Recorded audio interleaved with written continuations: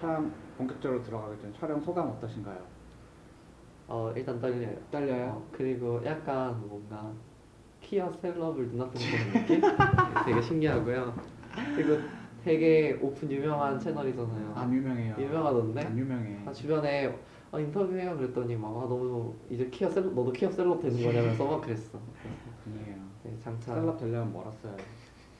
네, 안녕하세요. 채널 오픈의 상근입니다. 오늘은 5번째 오픈 피플 루카님을 모시고 이제 촬영을 임하게 되었는데요. 루카님은 지금은 고3이죠? 네, 고3. 고3이고 아마 이 영상이 올라갈 때쯤이면 이제 20살이 그쵸. 되는 네.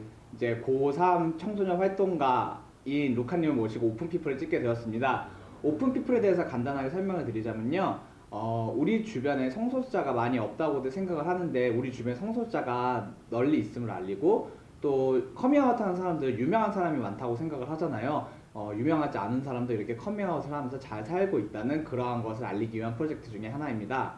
고3 청소년 활동가인 루카님을 모시고 이제 인터뷰를 할 텐데요. 간단하게 자기소개 먼저 해주세요. 네, 안녕하세요. 저는 루카라는 닉네임을 쓰고 있고요. 19살이고 시스젠더 게이고 다양한 인권 활동을 하고 있습니다.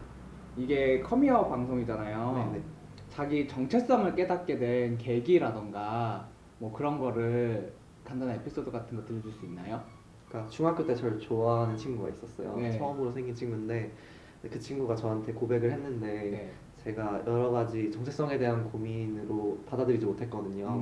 근데 그때부터 뭐지? 이렇게 내가 게이가 맞나? 하는 생각을 좀 더 깊숙이 하게 됐고 고등학교 올라와서 좀 더 신문을 많이 읽게 됐어요. 그래서 이제 기사 같은 걸 많이 보게 되고 하니까 아무래도 게이들 소식, 퀴어들 소식을 많이 접하게 됐어요. 그래서 이제 좀 더 용기를 가지게 됐고 그래서 뭐 기사에 소개된 책도 읽어보고 뭐 어떤 사건들이 있었나 알아보면서 이제 점점 나는 게이가 맞구나, 그것도 행동하는 게이가 되겠구나 하는 판단이 들어서 이제 본격적으로 게이로 정체화를 하게 됐습니다. 그러면 본격적인 정체를 하게 된 고등학교 때라고 보면 되겠네요. 그쵸. 뭐 정체하면서 뭐 어려웠거나 그러지 않았어요? 저 같은 경우에는 그거를 부정하려고 뭐 여자친구 사귀어보고 막 그랬던 적이 있었거든요.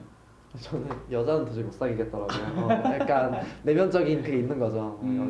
게이라서 여자는 못 사귀는 것 같다는 걸 알고는 있었어요. 근데 이제 그거를 게이라고 확 이렇게 인정하는 게 어려웠던 것 같은데 이제 여러모로 퀴어 문화 축제가 본격적으로 드러나기 시작했을 때거든요. 제 고등학교 들어오면서부터가.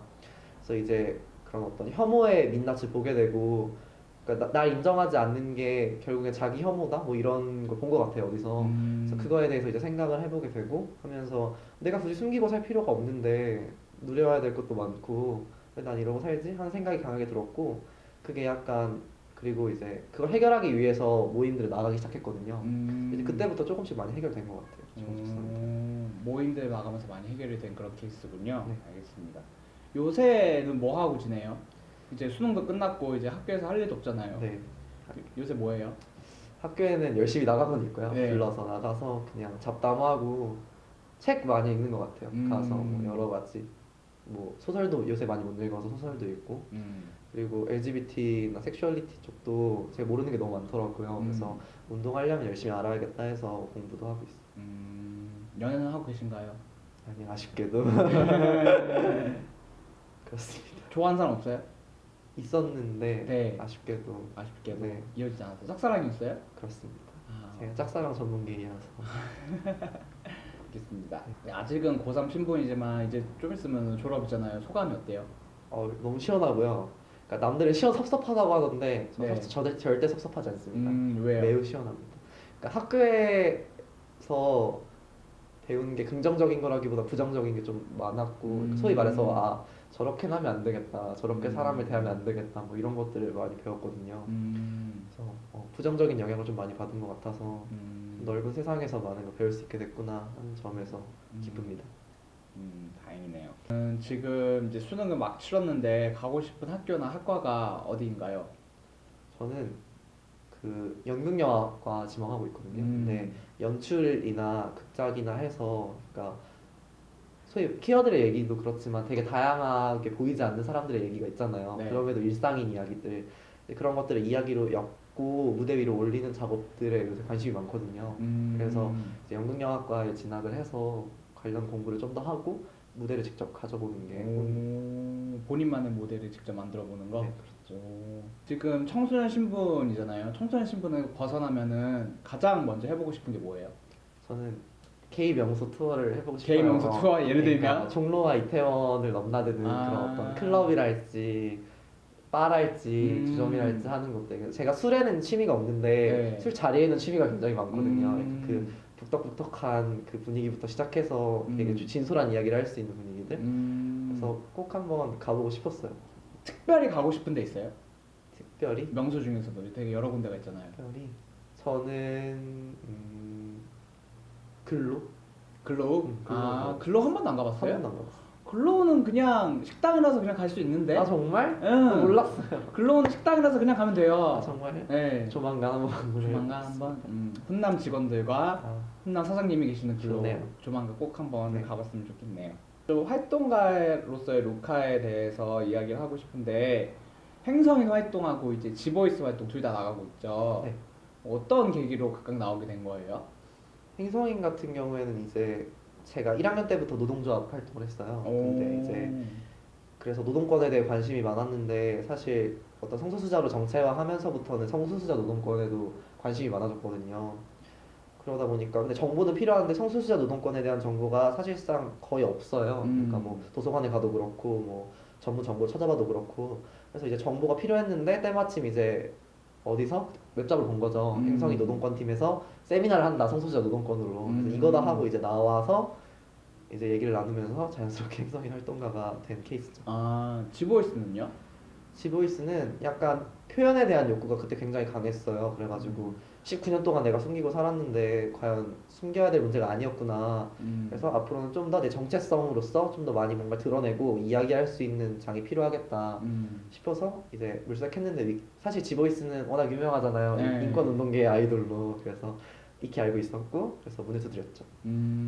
그렇구나. 요새 지보이스 활동은 어때요? 행성의 활동에서는 많이 볼 것 같은데. 지보이스요? 네.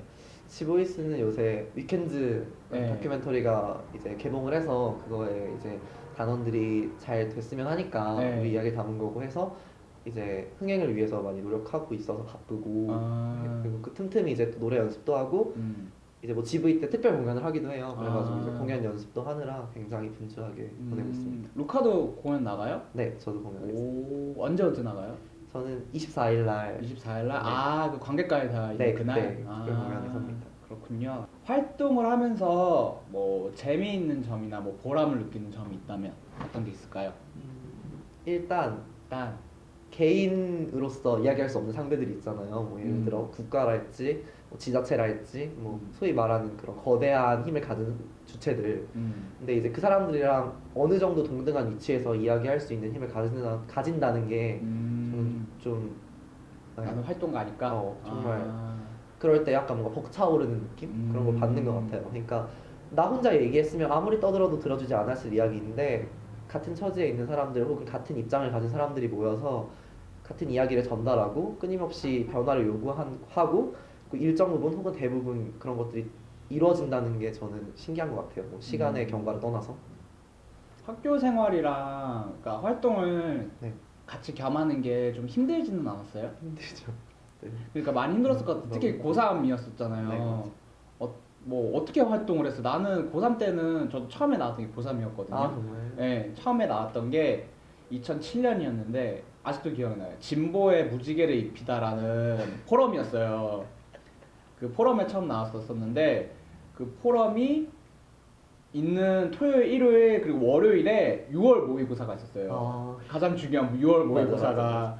근데 일요일날 청소년 섹션이 있는 거예요. 그래가지고 토요일만 듣고 일요일은 나가지 말아야지라고 생각을 했는데 토요일날 갔더니 너무 좋은 거예요. 그래가지고 일요일날도 그렇게 활동 그 섹션까지 같이 듣고 그 다음에 6월 모의고사 장대하게 말아먹었죠. 말아먹었나? 이제 기억도 안 나. 10년 전 얘기야. 맞네. 지금 2016년이니까 2007년이면 진짜 9년 전 얘기네. 아무튼 그래가지고 그렇게 나왔었는데 그런데 나는 고3 때는 공부하느라고 활동을 해야겠다는 생각을 전혀 못했거든요. 맨날 메일만 받아보고 그렇기만 했는데 어떻게 활동했어요? 일단 3년 동안 고등학교 3년 동안 쌓인 어떤 그런 억압과 굴종과 그런 거에 대한 불만 이런 걸 풀고 싶다는 욕구가 좀 컸던 것 같아요. 컸던 것 같고 활동에 적합한 네 개였고 그래서 이제 그런 거 되게 좋아하거든요. 뭐 외치고 막 사람들한테 권유하고 더 나은 변화를. 그러니까 이런 것들이 이제 행성인이 주로 하는 활동이고 지보이스가 하는 활동이다 보니까 자연스럽게 그리고 너무나 좋은 사람들을 만났고 뭐 저의 어떤 정체성에 대해서 당연히 이해를 해주는 사람들이고 본인들도 같은 이제 입장이니까 이제 그러다 보니까 자연스럽게 재미있게 활동을 하게 된 것 같고 재미가 있으니까 계속 하게 된 것 같아요. 저는 원래 재미가 없으면 안 하는 성격이어서 재미가 있으니까 계속 하게 된 것 같아요. 그러면 학업하고 병행하는데 힘들지는 않았어요? 힘들었죠. 그래서 저도 6월 저는 이제 훨씬 전부터 나왔으니까 네. 4월부터 시작해서 11월까지 모의고사를 그닥 잘 보진 않았어요.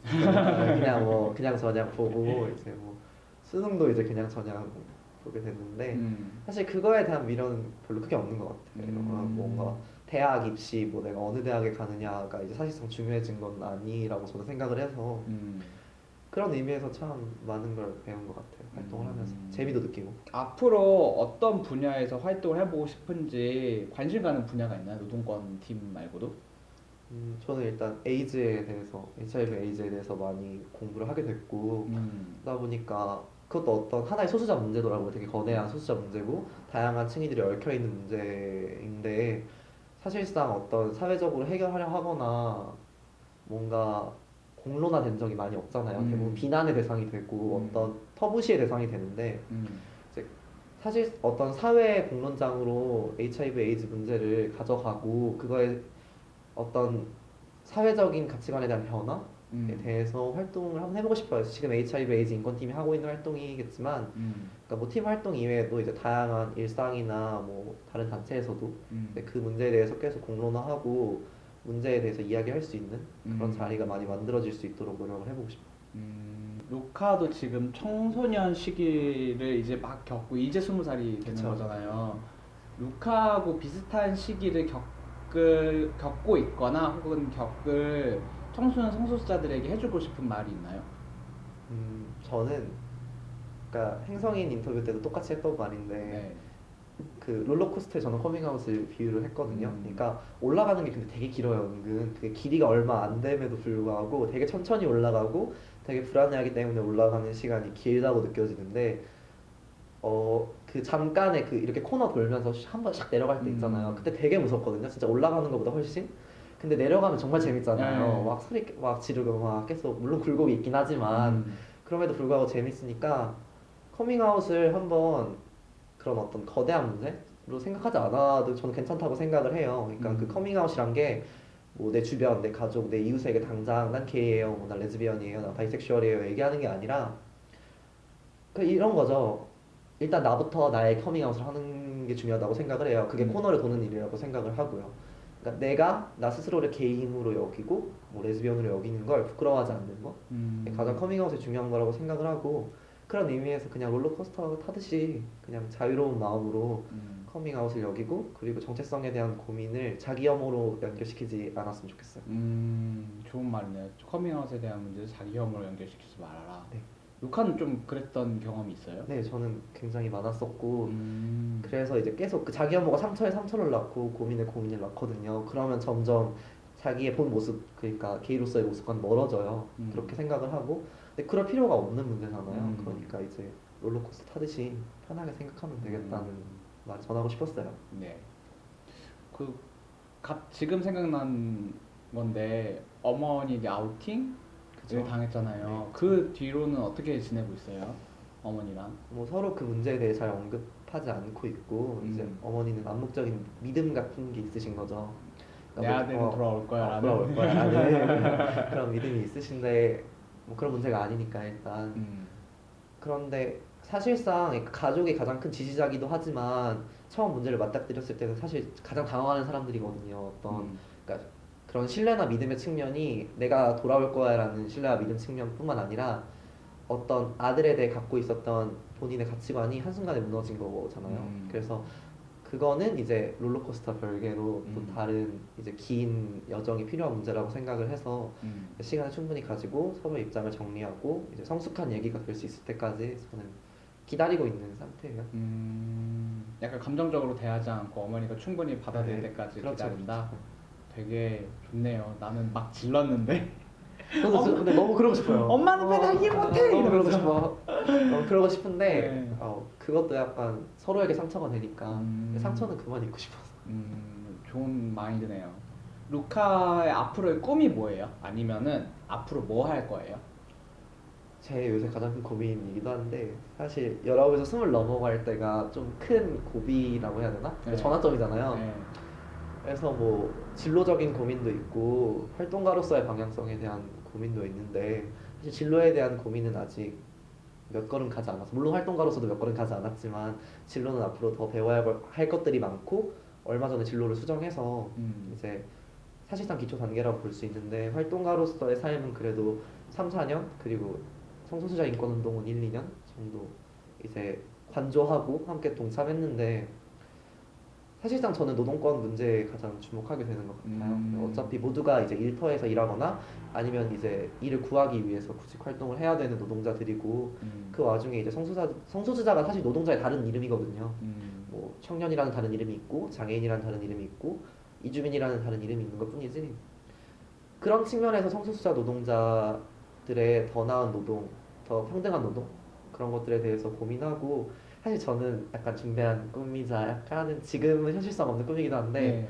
성소수자 노동조합이 생겼으면 좋겠어요. 그래서 성소수자 노동권에 특화돼서 이야기할 수 있는 뭐 아우팅에 대해 상담할 수 있고 자유롭게 그리고 뭐 게이라서 내가 해고됐다거나 아니면 뭐 평등하게 일반 헤테로 커플들이 받는 혜택을 받지 못했다거나 하는 문제들을 자유롭게 이야기하고 그것들을 바꿔나갈 수 있는 조직, 노동권, 성소수자 노동권을 위한 조직 그런 것들을 만드는데 기여하는 게 제 중장기적인 목표이자 방향성인 것 같아요. 오, 되게 구체적이다.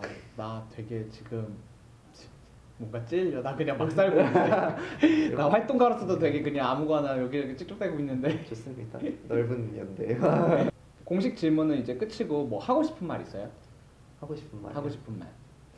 저는 사실 오픈 되게 네. 애청자거든요. 아, 그러니까 진짜요? 계속 봐요. 엄청 잘 보고 계속 보고. 네.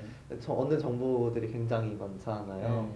그래서 근데 이제 상근님께서는 이런 어떤 영상이나 콘텐츠 쪽에 재능이 있으셔서 이제 네. 이렇게 하시는 거고 그래서 각자의 자리에서 그러니까 물론 이걸 보는 키워드 중에 지금 아직 비나이어리신 키워드 있으실 네. 거고 그리고 아직까지 본인의 정체성을 드러내지 못한 키워분들도 계실 텐데 그러니까 상근님은 콘텐츠로 저는 노동권이나 뭐 청소년 문제로 계속해서 성소수자 이슈에 대해서 이야기하고 활동하고 있듯이 각자가 있는 자리에서 열심히 성소수자의 더 나은 삶, 평등한 삶을 위해서 노력하는 우리 모두가 됐으면 좋겠다라는 말을 왠지 훈훈하게 하고 싶었어요. 오.